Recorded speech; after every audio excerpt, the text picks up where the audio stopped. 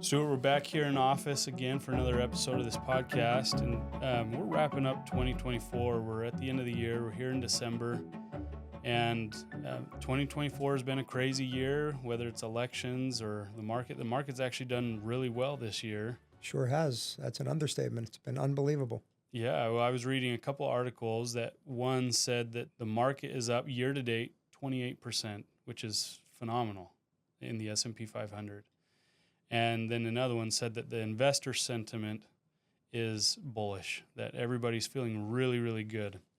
So because of that, I thought, you know what, it's a good time to talk some reality as well. And, everything's great and rosy until they're not. That's right.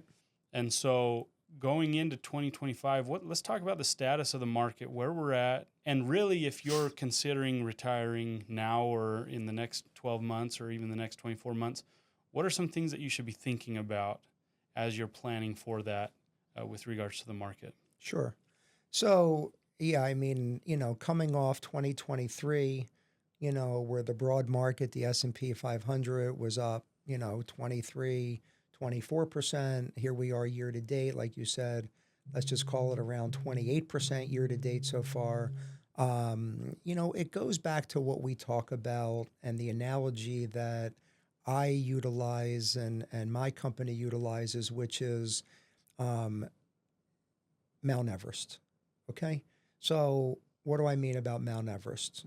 If you are climbing Mount Everest, okay, you now have to get down the mountain once you make it to the top, if you make it to the top. So we call climbing the financial mountain the accumulation stage.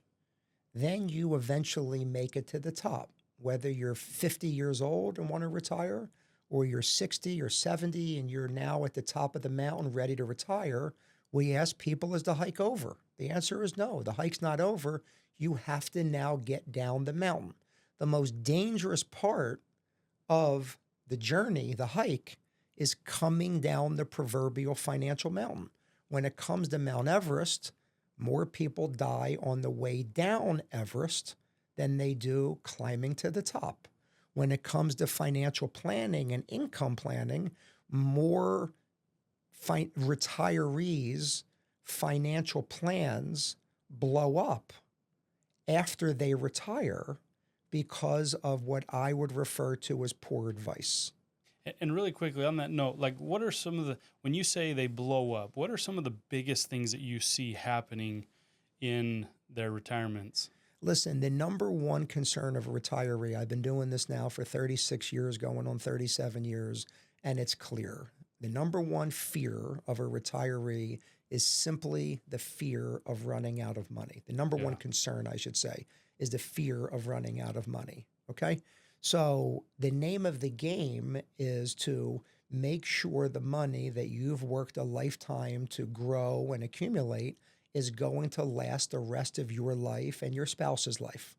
Whether you want to leave money to your children, your grandchildren, your favorite charities, that's a whole different conversation, okay? But the number one fear is simply that, right? The fear of running out of money. And when I make the statement that coming down the financial mountain is where we see people crashing and burning, let me give you just a quick numbers example. I hate to get caught up in the numbers, but if you have $1 million and you want to start withdrawing 5% or $50,000 a year, 5% of $1 million is $50,000 a year. You're now retired. You got $1 million.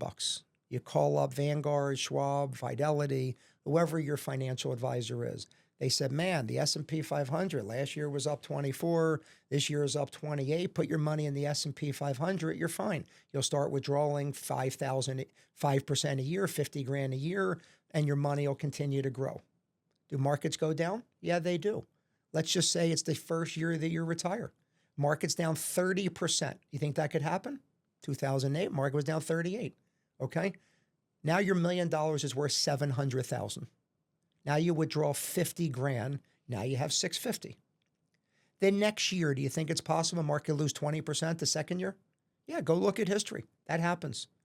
Now your 650 is down 20%. Now you lose $130,000. Now you have $520,000. Now you withdraw the another $50,000 so you could pay your bills. You have $470,000. You're 2 years into retirement. I got news for you. You are never getting back to even. You are not going to see that $1 million again unless you do something very speculative or very, very aggressive, if you will, okay, that maybe could get that money back up there. But there is significant risk there. What I'm saying is you're 2 years into retirement. You started with $1 million. You've expected this money to last the rest of your life. Doesn't matter how old you are. Now you have $470,000.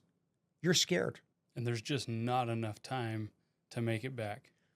How are you going to make it back? Now $50,000 withdrawal on $470,000 is more than a 10% rate of return, right? Now you're withdrawing more than 10% of the account balance, okay? Yeah, it's devastating.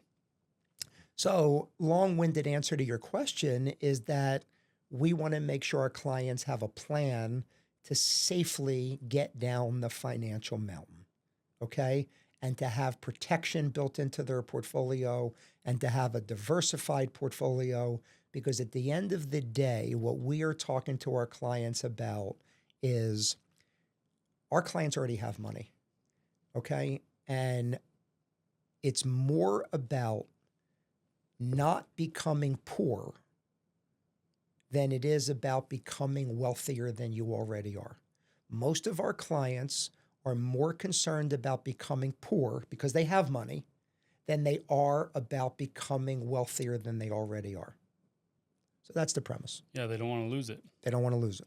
Really, as we look at the market, it's really easy to feel great when the market goes up by 28% year to date and you're sitting in December. It's amazing. So what do people need to know about the market, trends, directions of inflation? We have a new president in the office in January.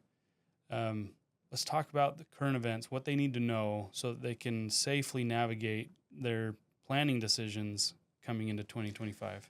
Yeah, I mean, it's an excellent question. And again, you know, we talk to our clients, and some of these are cliches, that number one, it's time in the market, not timing the market, right?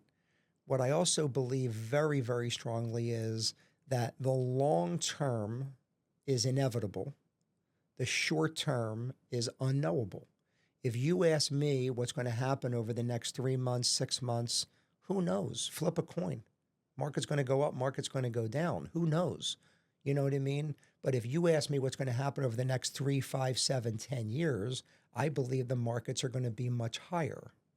But the analogy that we use for our clients all the time in the work that we do for our clients is I am a financial pilot. If you are getting on an airplane here in Phoenix, Arizona, and you're flying to Philadelphia, Pennsylvania, the city of brotherly love, where I was born and raised, okay? Sometimes that pilot is going to come over the loudspeaker and he's going to say, ladies and gentlemen, I need everybody back in their seatbelts, back in their seats, buckle your seatbelts. We're getting ready to go through some turbulence. There's a storm ahead, okay? Is it the pilot's fault that there's a storm? That there's bad weather? No. It's the pilot's job. It's my job as a financial advisor to navigate what's going on financially so we can, like that pilot, land our clients safely at their destination. And that's really the analogy that we make sure that we are reminding our clients of, that markets go up and markets go down. Now, remember, we take a specialized 3-bucket approach with our clients, so we don't have all of our clients' eggs in one proverbial basket. We have some money that we refer to as their safe money, okay? Their income bucket. We have one money that is in their growth bucket.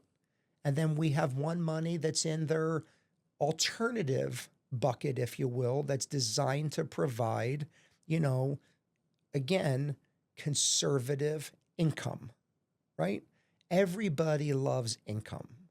And we're big believers in income. And what we know, James, and I've been doing this for 36, going on 37 years now, that study after study, and I can attest to this sitting with thousands of people over the years, okay, that people who have income that they know is predictable and reliable are happier, healthier, live longer, and are less stressed. So we want to build our clients' financial foundations first and foremost with an income plan. Okay. And again, we're talking about pre-retirees or retirees. Again, if we're back to the financial mountain, if you will, if you're 3 to 5 years away from retirement, we call that the retirement red zone.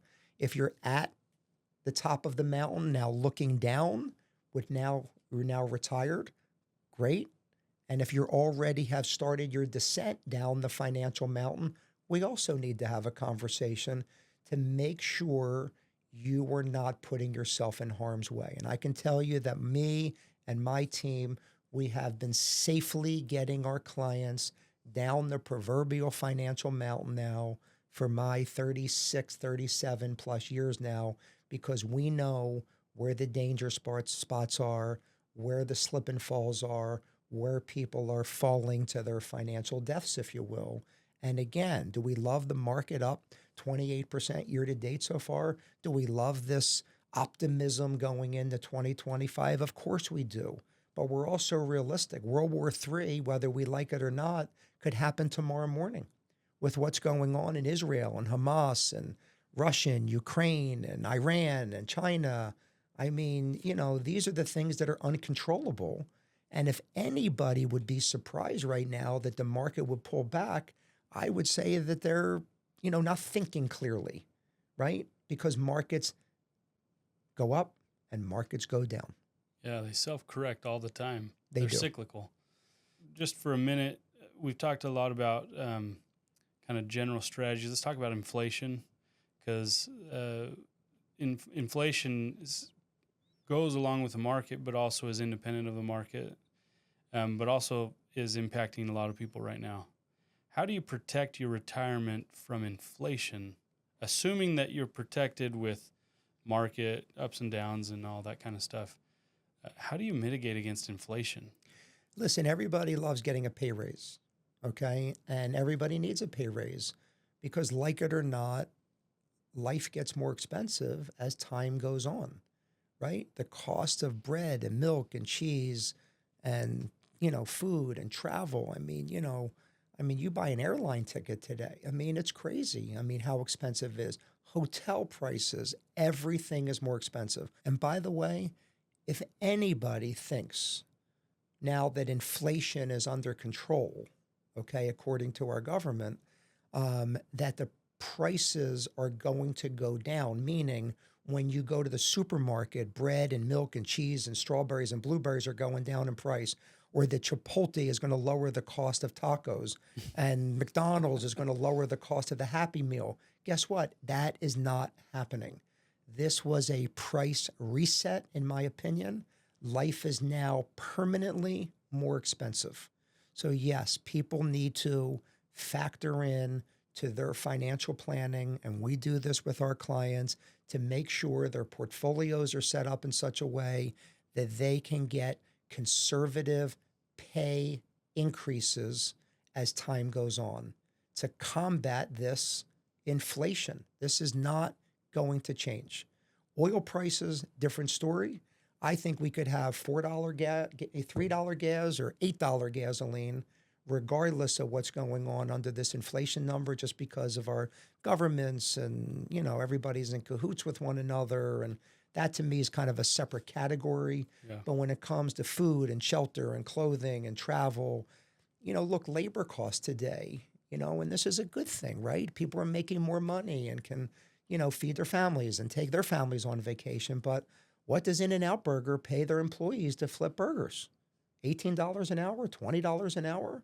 Of course prices are going up, right? I mean, nobody should be surprised about that. So inflation is here to stay, in my strong opinion. And now more than ever, portfolios need to be adjusted or set up in such a way that people can safely get pay increases over time to combat this ever-increasing cost of living. It's a big issue. It's a huge issue. If a business increases their rates and they can get by with that, if their cost goes down, they're going to benefit themselves by having a higher profit margin. They're not just going to across the nation and reduce their costs just for the sake of reducing their costs, unless something came down from the government and said that they had to reduce their costs. But that's not going to happen in a free market across the board. Again, oil is different. But food costs, grocery costs, I agree with you. I think they're here to stay, unfortunately. We have 6 kids at home. And look, because of enterprise, that market will change. I mean, if there's a low-cost provider out there, I mean, that could force somebody now has to adjust their prices. I mean, it's just, this is, a capitalistic society, right? It doesn't matter what we're talking about, whether it's business or pricing or airline tickets. I mean, if Southwest started charging for the same route $100 less than Americans charging, Americans going to probably reduce their prices by $100. Now, I think they both track. So if you look at the prices, they're about the same. Yeah. It's just a matter of who you're more loyal to, American or Southwest, right? Because you want your points, and people are loyal to that, just like they are to hotel brands, whether it's Hyatt or Hilton or Marriott. You'll go out of your way because you want your points, right? But the prices are about the same. Right. Yeah.